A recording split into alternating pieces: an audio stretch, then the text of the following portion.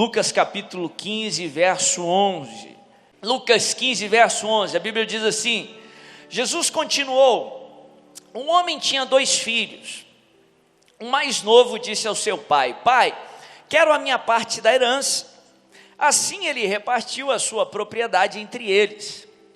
Não muito tempo depois, o filho mais novo reuniu tudo o que tinha e foi para uma região distante, e lá desperdiçou os seus bens vivendo irresponsavelmente. Depois de ter gasto tudo, houve uma grande fome em toda aquela região, e ele começou a passar necessidade. Por isso foi empregar-se com um dos cidadãos daquela região, que o mandou para o campo a fim de cuidar de porcos.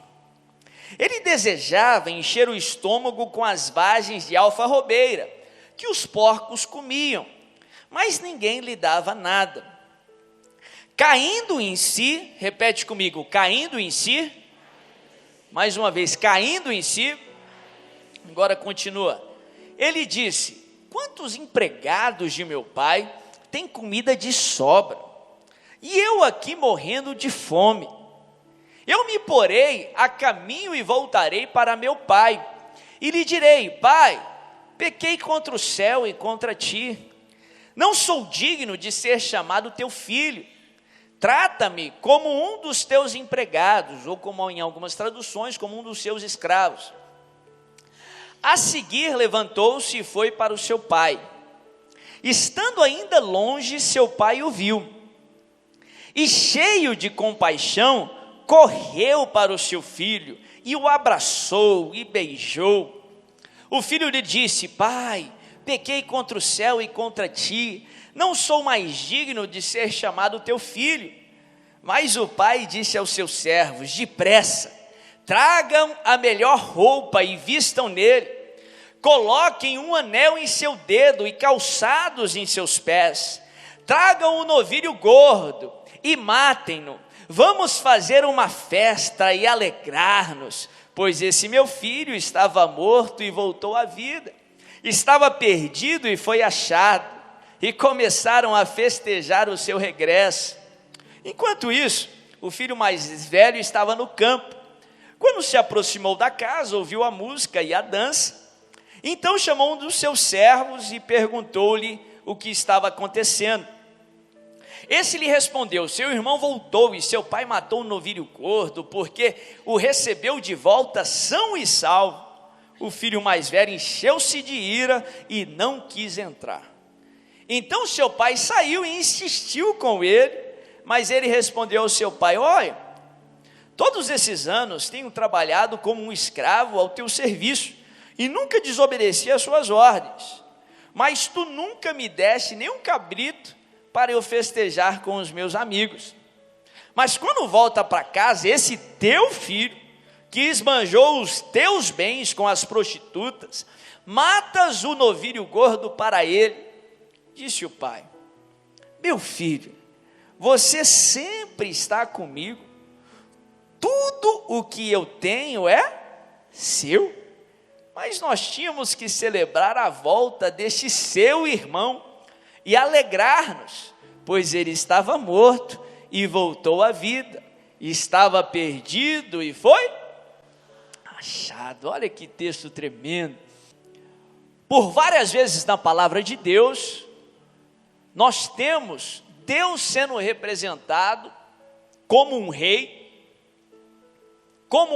anfitrião, que por amor e pela sua bondade, ele nos prepara uma mesa e nos serve um banquete. Banquete, em várias passagens na palavra de Deus, tanto no Antigo como no Novo Testamento, representa a bênção do Senhor. Essa bênção completa, essa bênção plena, essa bênção que só pode vir de Deus. Davi escreve no Salmo 23, aliás, o Salmo 23, ele compara a Deus, ou ele apresenta a Deus de duas formas, uma como pastor, por isso que ele fala: o Senhor é meu pastor e nada me faltará. E depois ele compara a Deus como um rei anfitrião, ali no verso 5 e 6, ele diz: me preparas uma mesa na presença dos meus inimigos ou adversários. Unges minha cabeça com óleo e faz o meu cálice transbordar. Ele é esse rei, o rei dos reis, que nos prepara uma mesa. Nessa história, o texto nos apresenta 3 personagens. Um é o pai, que é uma figura clara do próprio Senhor Jesus Cristo, ou do próprio Deus, e os seus 2 filhos. O filho mais novo, que a Bíblia fala que ali no convívio do pai, na casa do pai, mesmo tendo tudo o que ele precisava, certo dia ele dá na teia de começar a pedir ao pai a sua parte da herança, para que ele pudesse ter aquilo que lhe era de direito. O que para aquele contexto social seria dizer ao pai que pouco importava se o pai viveria ou não, porque herança era só para ser dada depois que o pai partisse. Mas a vida, a presença, o relacionamento com o pai para aquele garoto pouco importava. O que ele queria era aquilo que o pai pudesse lhe dar, o que ele queria era a sua parte da herança. E ele insiste com o pai que ele queria a parte da herança. Por fim, o pai aceita e lhe concede o seu pedido. A Bíblia fala que ele pega aquela parte da herança, pouco tempo depois se muda para uma terra estrangeira, para uma terra distante, e gasta toda a herança do pai da pior maneira possível, representando literalmente as coisas mais sujas que um ser humano poderia fazer naquele contexto social. Era isso que Jesus queria representar. Depois daquele tempo vem uma fome na terra, um momento de dificuldade. Ele precisa arrumar um emprego, ele consegue trabalhar num emprego que naquele contexto de época era literalmente uma representação de fundo do poço.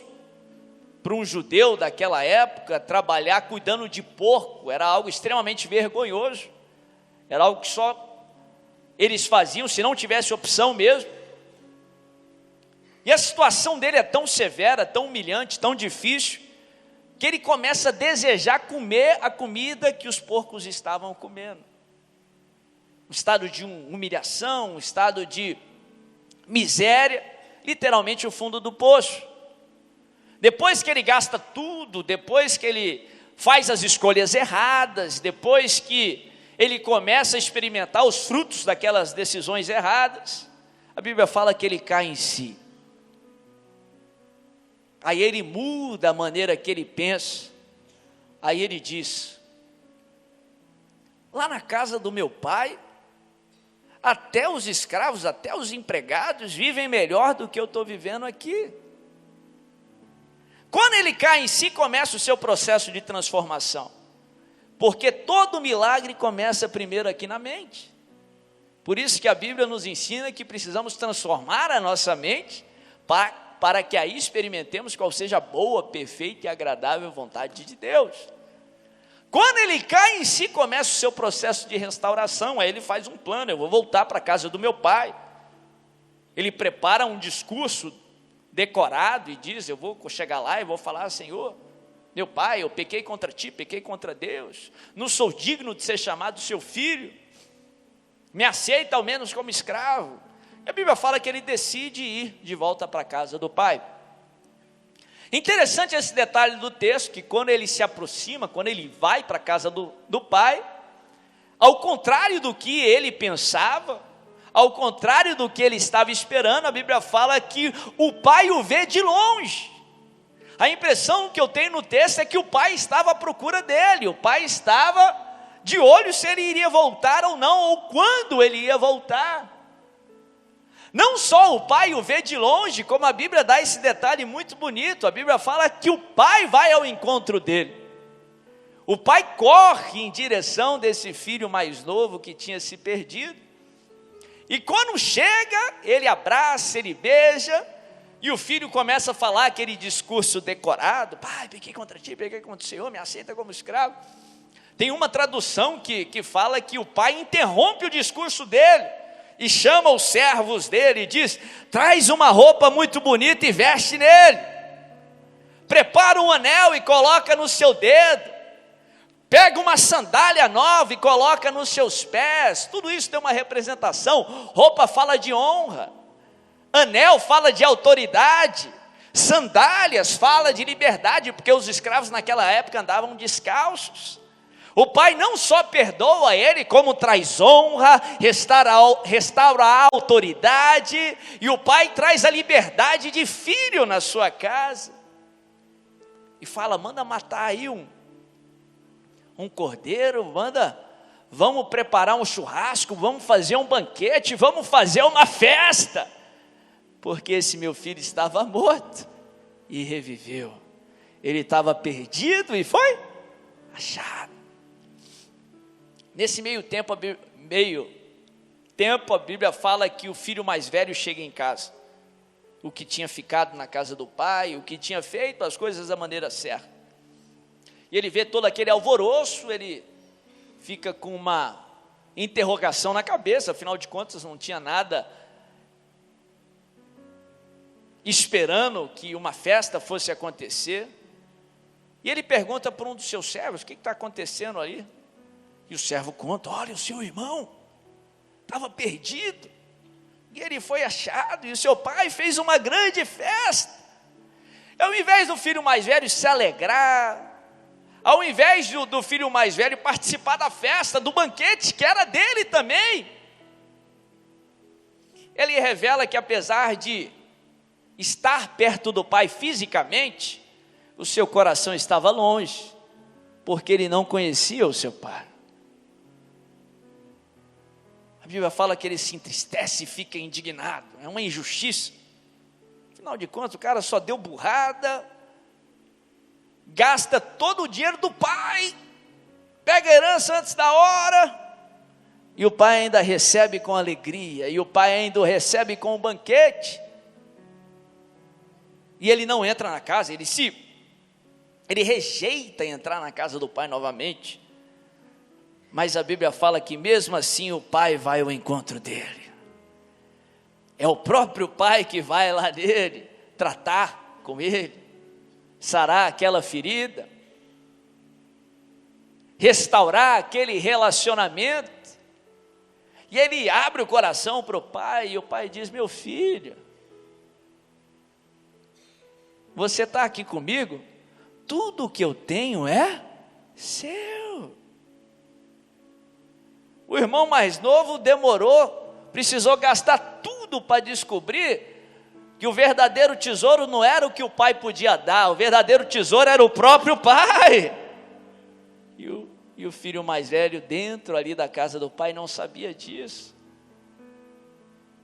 Quando você não tem o pai, você pode ter tudo que ele vai te dar, pode ter tudo o que ele poderia dar a você, todas as riquezas, toda a herança, mas sem o pai não vale a pena.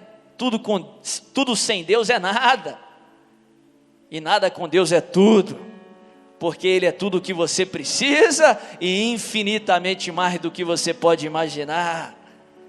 Quero compartilhar 3 lições aqui rapidamente, que eu aprendo aqui com esse texto, que eu creio que vai edificar a tua fé sobre esse banquete, que eu creio e declaro que você vai experimentar. Primeiro, que para mim é claro aqui: a vontade do Pai é perfeita. A vontade do Pai é perfeita. A vontade de Deus é sempre perfeita. Romanos 12:2 nos ensina que a vontade de Deus é boa, perfeita e agradável. A vontade de Deus, ou os seus sinônimos, que são apresentados na palavra de Deus, como o propósito de Deus, os planos de Deus, os sonhos de Deus, a carreira que Deus estabeleceu para você, a sua vontade é perfeita. Aquilo que Deus tem, aquilo que Deus quer para você, é o melhor que você pode experimentar. aquilo que declaramos várias e várias vezes aqui na igreja: Deus tem o melhor para você. Deus sabe o que é melhor para você, e Ele tem o melhor para você. É mais alto do que os seus próprios planos para você mesmo, é maior do que aquilo que você pode imaginar. Aquilo que olho não viu, nem ouvido ouviu, nem jamais penetrou em coração humano, é o que Deus tem preparado para aqueles que o amam. Os planos do Senhor para a tua vida são perfeitos. O caminho de Deus, ele é perfeito. É o melhor que você pode experimentar. É muito maior até do que a sua existência aqui na terra. Muito tempo antes de você nascer, Deus já tinha sonhado com você. Deus já tinha cuidadosamente traçado um plano para a tua vida. Há 2000 anos atrás, pensando em você, por sua causa, Jesus pagou um alto preço para redimir você dos seus pecados, para te perdoar dos seus pecados. O propósito de Deus para a sua vida começou muito antes de você nascer. E o propósito de Deus para a sua vida vai se estender há muito tempo depois do que você partir para cima ou Jesus voltar. Ele se estende, ele é maior do que a tua existência aqui na terra. Na eternidade, ele vai continuar a cumprir aquilo que ele projetou para a tua vida. Os planos do Senhor para a tua vida são maiores do que você pode imaginar. A melhor vida que você pode viver aqui na terra, a vida mais ótima que você pode viver, a melhor versão de você mesmo, você só experimenta vivendo a vontade de Deus para você. Porque Deus tem o melhor para você. Deus sabe, Deus quer e Deus tem o melhor para você. O pai tinha uma vontade para aquele filho. O pai tinha um plano, um propósito para ele. A herança era para ser recebida lá na frente, mas era por direito do filho. Era desejo do pai que o filho experimentasse o convívio da sua presença, que o filho vivesse com o pai, no tempo que o pai desejasse ou no tempo certo. Mas o filho tinha uma outra vontade para si. Ele queria a herança naquela hora. Ele queria a herança antes da hora. Ele queria a bênção antes da hora. E eu não me canso de repetir isso. Bênção fora do tempo ou bênção antes da hora se torna uma maldição. É igual uma mulher querer ter um filho com 3 meses, 4 meses de gestação ou antes do tempo certo. Ela vai perder a criança e pode prejudicar muito a sua saúde e a sua vida. Deus tem o tempo certo para cada propósito aqui debaixo do céu, até para te dar a tua bênção. É característico da criança a falta de paciência, querer tudo agora, no tempo que ela quiser. A criança que não aceita ouvir não, ela precisa ser ensinada a ouvir o não, porque o não abençoa. Da mesma forma, Deus não vai te dar nada que você não esteja preparado para ter. Deus tem os tempos certos para cada propósito. Enquanto você está esperando, Ele está te preparando para receber tudo que Ele tem para a tua vida. O filho mais novo quis receber antes da hora. E o que o pai fez? Ele deixou. Ele permitiu. Muitas vezes Deus permite aquilo que os teólogos chamam de vontade permissiva, que se contraria, que é oposto à vontade perfeita de Deus. Muitas vezes o ser humano faz aquilo que vemos lá na palavra de Deus até os dias de hoje. Eu sei o que é melhor para mim. O que é dizer, Deus não sabe o que é melhor para mim. Eu quero o que eu quero e não o que Deus quer para mim. Foi o que a serpente falou para Eva. Será mesmo? Deus não quer que você come do fruto da árvore do conhecimento do bem e do mal, porque você vai se tornar igual a ele. Em outras palavras, Deus não sabe o que é melhor para você. Mas muitas vezes Deus deixa, é a vontade permissiva. O pai deixou o filho ir. E o que aconteceu com o filho? Ele quebrou a cara. Ele aprendeu da maneira mais difícil. Ele precisou perder tudo o que tinha para saber que tudo que ele precisava era o pai, era Deus. Só assim ele volta para casa.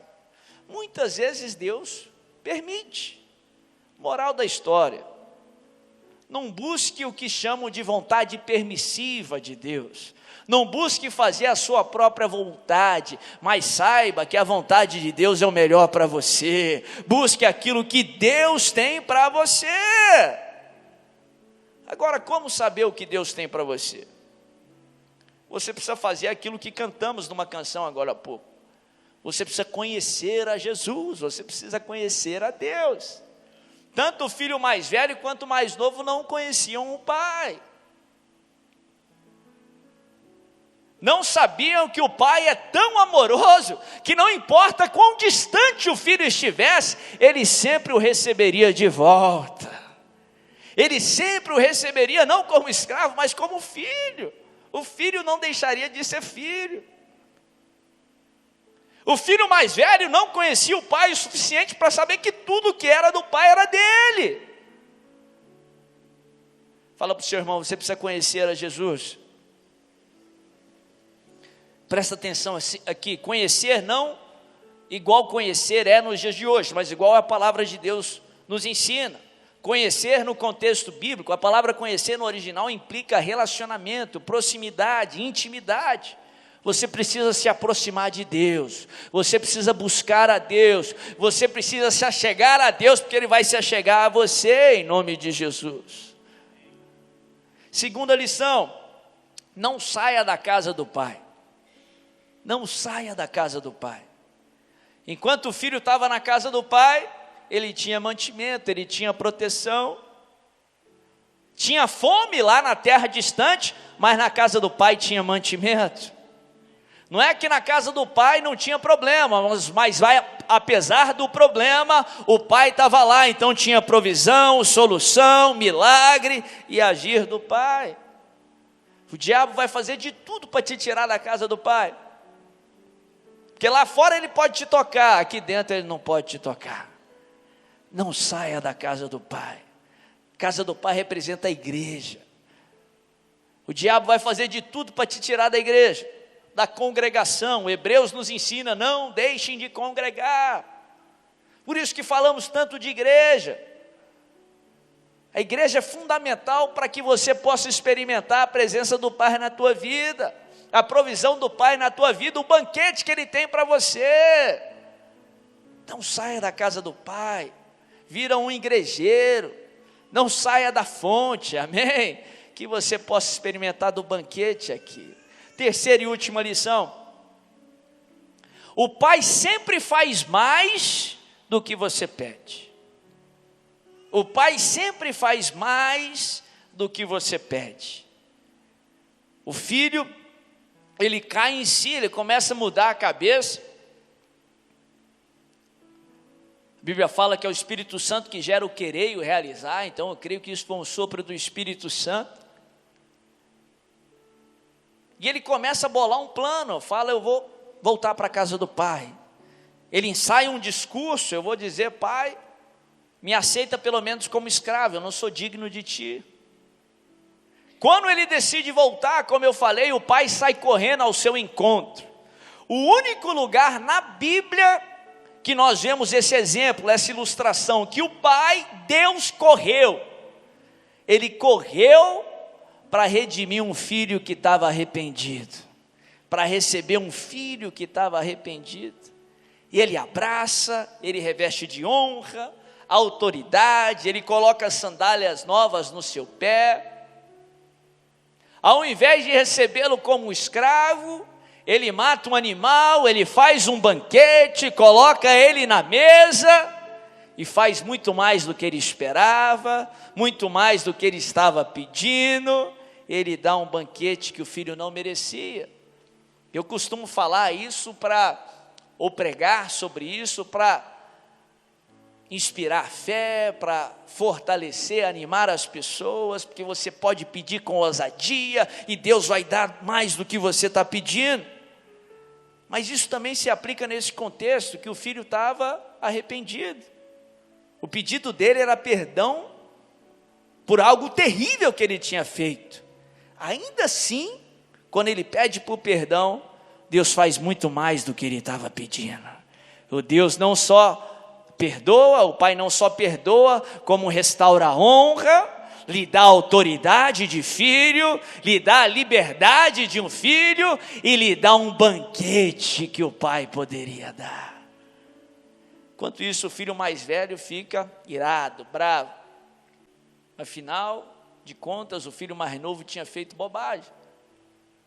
Percebe que no texto o pai, ele não para de festejar com o filho.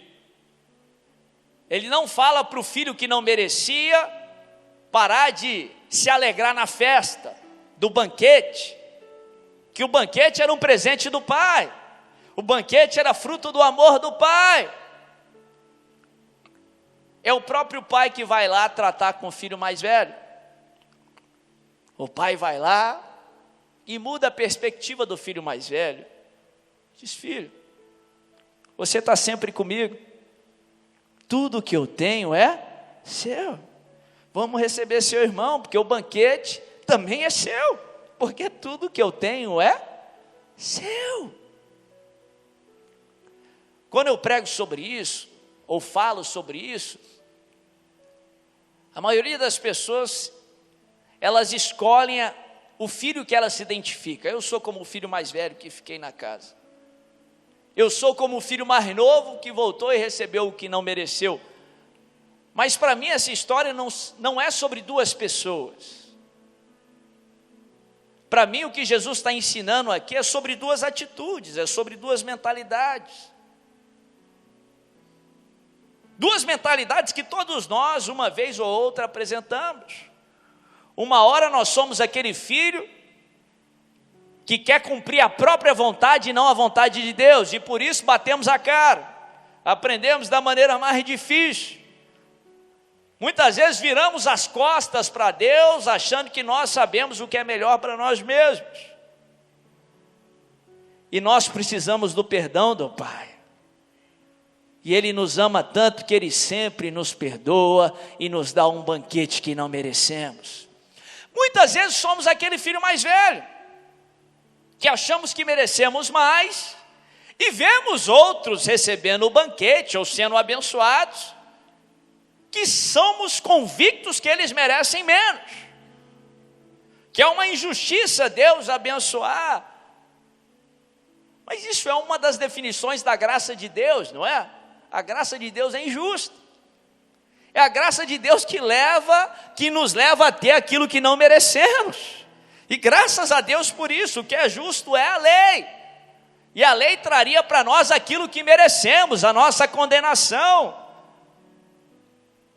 Moral da história: quando você pensar como o filho mais velho, quando você pensar como o filho mais novo, ou quando você vivenciar o que o filho mais velho ou mais novo vivenciou, o Pai sempre vai atrás de você, o Pai sempre vai tentar te redimir, te restaurar. Em outras palavras, Ele jamais vai desistir de você.